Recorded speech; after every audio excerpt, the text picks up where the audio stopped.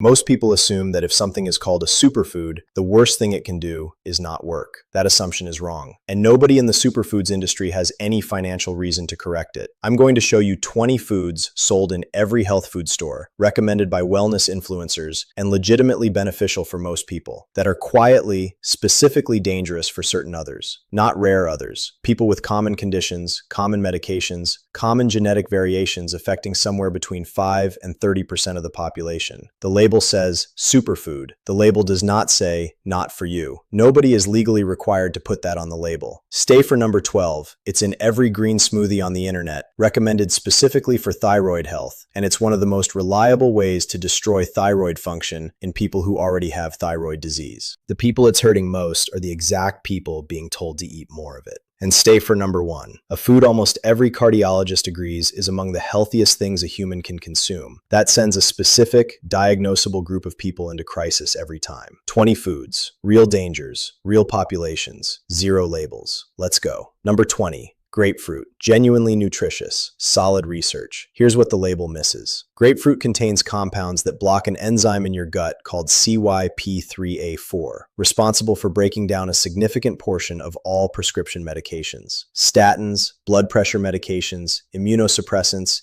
antidepressants, HIV medications. When grapefruit blocks that enzyme, your medication accumulates. A standard dose becomes an overdose. The FDA has flagged this. Statin use alone affects tens of millions of Americans. If you take any prescription medication, search it alongside the words grapefruit interaction before it becomes part of your morning routine. The warning was always there, it just wasn't on the grapefruit. Number 19, spinach. Poster child for nutrient density. Excellent for most people. Here's what the label misses. Spinach is extremely high in oxalates, compounds that can form crystals in your kidneys. For people with a history of calcium oxalate kidney stones, the most common type, affecting roughly 1 in 11 Americans, eating large quantities of raw spinach regularly is feeding the machine that already hurt you once. Raw spinach contains significantly more available oxalate than cooked. If you've had kidney stones, have that conversation with your doctor before committing to a daily raw spinach habit. Number 18, Brazil nuts. 2 a day gives you your full recommended selenium intake. That's a fact, not marketing. Here's what the label misses. A single Brazil nut contains 70 to 90 micrograms of selenium. The upper safe limit is 400 micrograms per day. Eat a dozen and you're in toxicity territory. Hair loss, nail brittleness, nerve damage, respiratory distress. They're sold in bulk bins with no warning. The number is 2.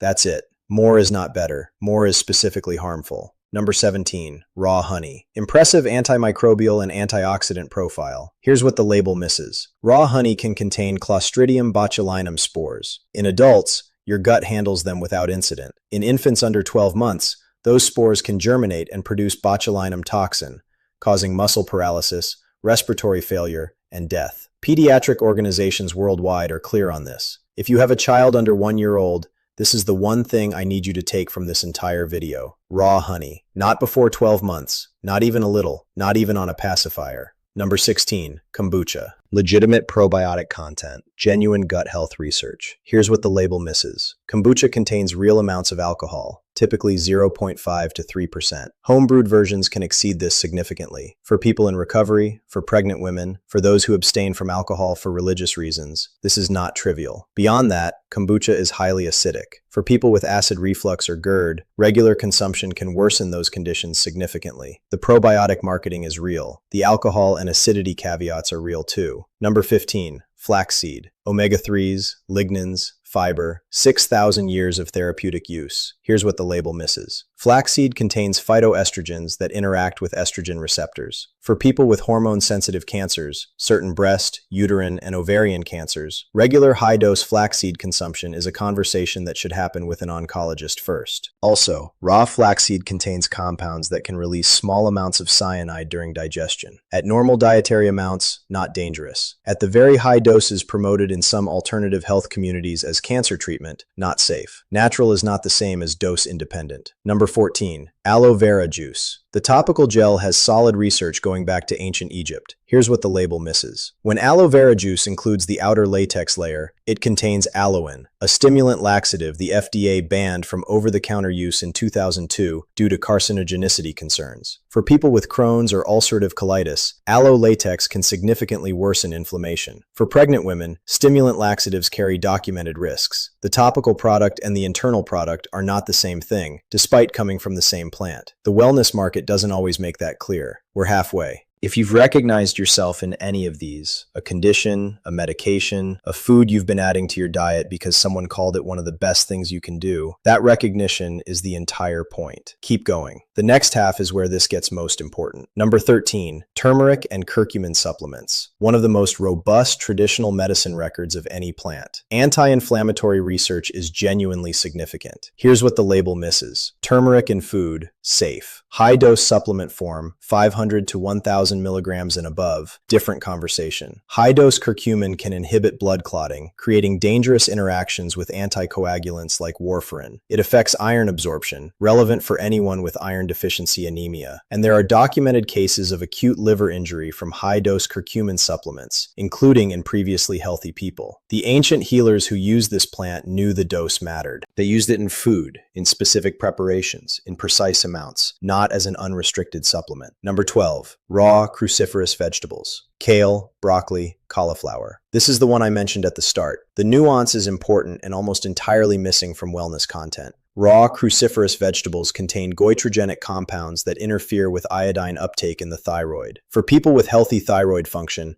moderate consumption, especially cooked, is completely safe and beneficial. Here's what the label misses. For people with hypothyroidism, affecting roughly 20 million Americans, regularly consuming large quantities of raw cruciferous vegetables can suppress thyroid function further. The people most likely to land on raw kale smoothie content are people searching for hormonal health and detox support. People with thyroid disease disproportionately search for natural health content. They are the exact population, landing on the exact content, recommending the exact food most likely to worsen their condition. Cooking cruciferous vegetables significantly reduces goitrogenic activity. Simple, practical, almost never included in the smoothie recipe. If you have diagnosed thyroid disease, have this conversation with your doctor before raw cruciferous vegetables become a daily habit. Number 11. Apple cider vinegar. Used medicinally since Hippocrates. Legitimate research on blood sugar and digestion. Here's what the label misses. Apple cider vinegar has a pH of 2 to 3. Consumed undiluted, as some wellness content presents it, it can erode tooth enamel, damage the esophagus, and worsen acid reflux. There are documented cases of esophageal injury from regular undiluted use. For people with low bone density, excessive acidic intake over time is associated with reduced bone mineral density. Always dilute it. Always use a straw. Never treat it as something where more is more. Number 10. Licorice root. Documented in traditional medicine across China, India, Egypt, and the ancient Mediterranean. Here's what the label misses. Licorice root's active compound causes the body to retain sodium and excrete potassium. In real amounts, achievable through licorice candy, teas, and supplements, this causes hypertension,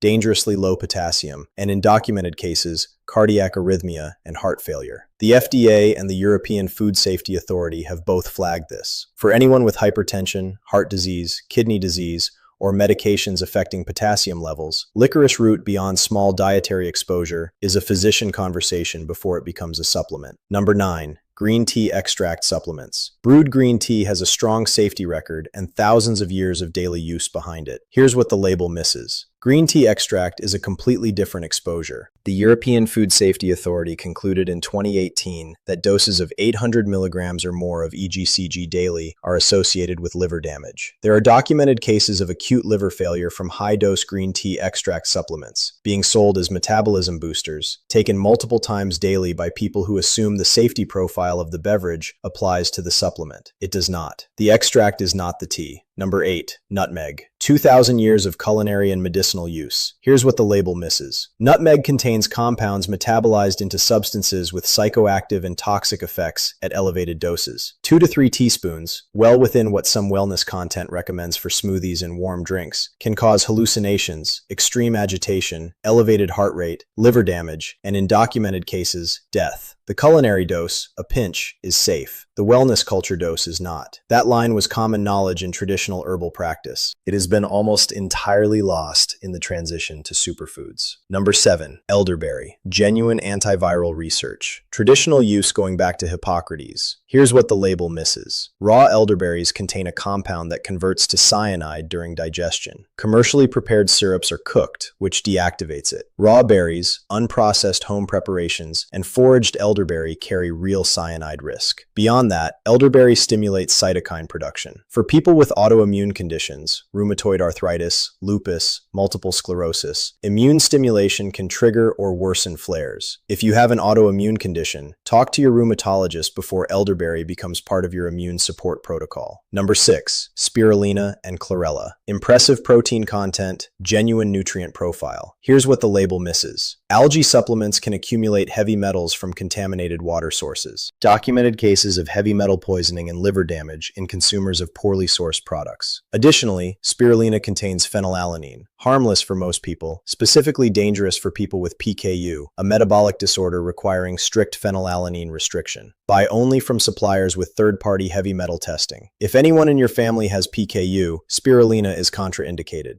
Number 5, high-dose vitamin C supplements. Vitamin C is essential. The immune and antioxidant research is not in question. Here's what the label misses. Megadosing, 2,000, 5,000, 10,000 milligrams daily, dramatically increases urinary oxalate excretion, significantly raising kidney stone risk for people already prone to them, and for people with G6PD deficiency, affecting an estimated 400 million people worldwide, more prevalent in African, Mediterranean, and Asian populations, and vastly underdiagnosed. High-dose vitamin C can trigger hemolytic anemia. Most people who have G6PD deficiency don't know it. Dietary vitamin C from food is safe. Megadose supplements are not the same exposure. Number 4, starfruit. Genuinely exotic, genuinely popular in natural health communities. Here's what the label misses. Starfruit contains a neurotoxin that healthy kidneys filter out completely. For people with chronic kidney disease, affecting approximately 37 million Americans, about 15% of adults, this toxin accumulates. The result? Starfruit neurotoxicity, unstoppable hiccups, vomiting, reduced consciousness, seizures, and in documented cases, death. There are peer-reviewed case reports of fatal outcomes from starfruit consumption in people with undiagnosed kidney disease who consumed it as part of a juice cleanse. If you know anyone with kidney disease, please share this item with them specifically. Starfruit is completely contraindicated at any stage of CKD. Number 3, bone broth. Real collagen content, real amino acid profile, genuine traditional use. Here's what the label misses. Bones accumulate heavy metals over an animal's lifetime. Studies have found lead concentrations in commercial bone broth meaningfully higher than tap water. For pregnant women, children, and people with compromised detoxification, regular high-lead bone broth consumption is a real concern. Sourcing matters. Organic, pasture-raised animals from clean environments carry a different burden. Additionally, bone broth is extremely high in histamine, produced during long cooking. For people with histamine intolerance, estimated at around 1% of the population, frequently misdiagnosed, disproportionately women, bone broth is one of the highest trigger foods in existence, producing symptoms that mimic allergy, IBS,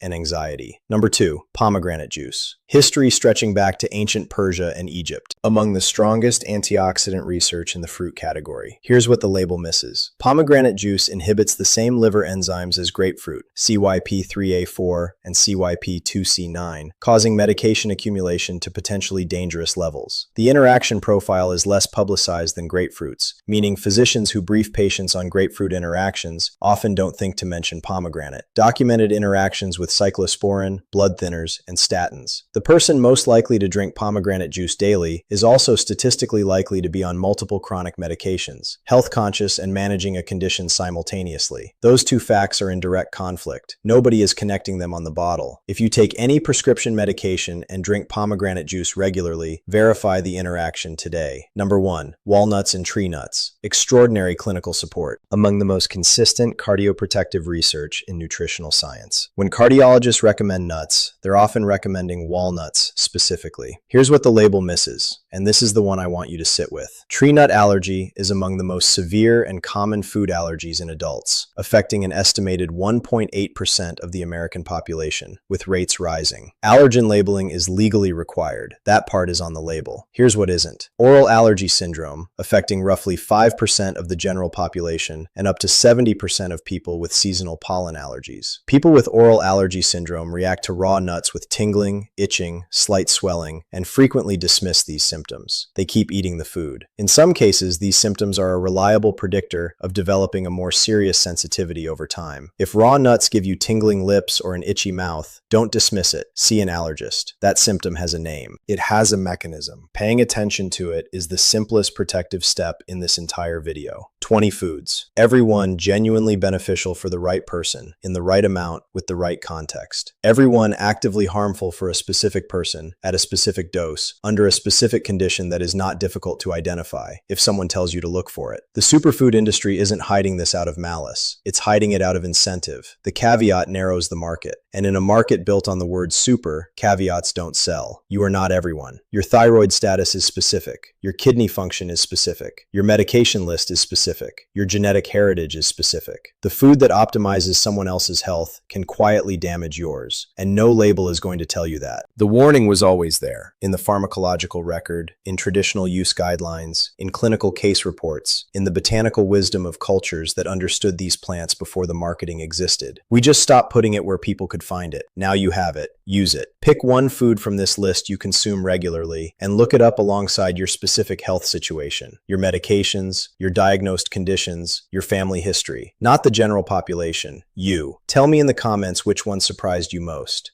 If this reached someone who needed it, subscribe. This channel exists for one reason. We give you the complete picture, not the half that sells. All of it. That's why you're here. That's why we keep going.